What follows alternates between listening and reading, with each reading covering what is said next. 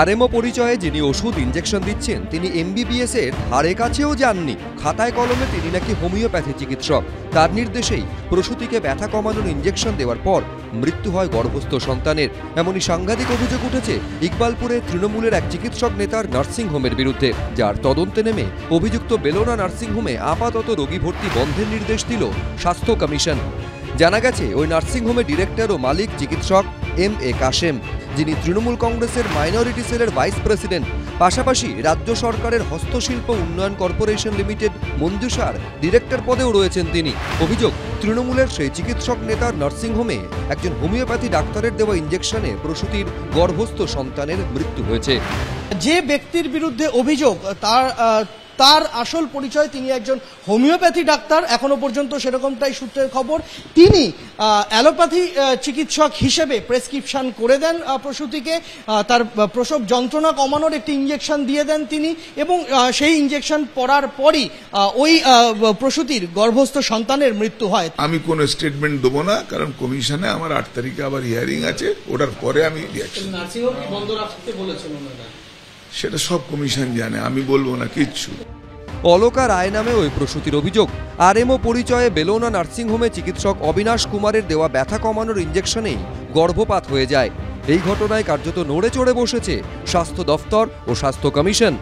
আমরা নার্সিংহোম সঙ্গে সঙ্গে বন্ধ করে দিই, আমরা ডাইরেক্টর হেলথ সার্ভিসকে বলি থরো ইনভেস্টিগেশন করতে। এই অর্ডারের পর নার্সিংহোম নতুন পেশেন্ট নেওয়া বন্ধ হয়ে যায়। এর মধ্যে নার্সিংহোম অথরিটি ওনারা আমাদের কাছে একটা রিভিউ অ্যাপ্লিকেশন করেন।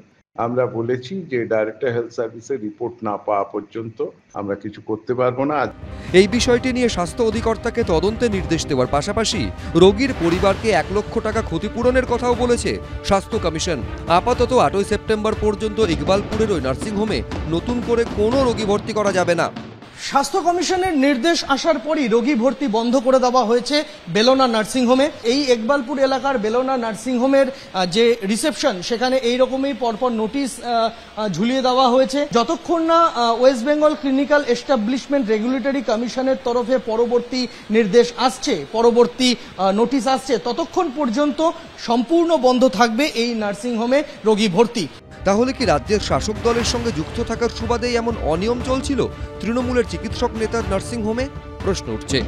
সন্দীপ সরকার, এবিপি আনন্দ, কলকাতা।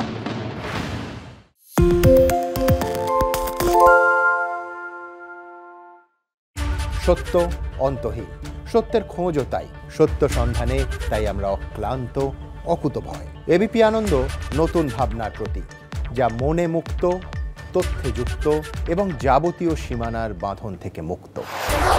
সীমা না শব্দটির মধ্যে লুকিয়ে আছে মানা শব্দটি, যেন চোখ রাঙানি এক অদৃশ্য বেড়াজাল, যা আটকে রাখে আমাদের এক ছোট্ট গণ্ডির মধ্যে।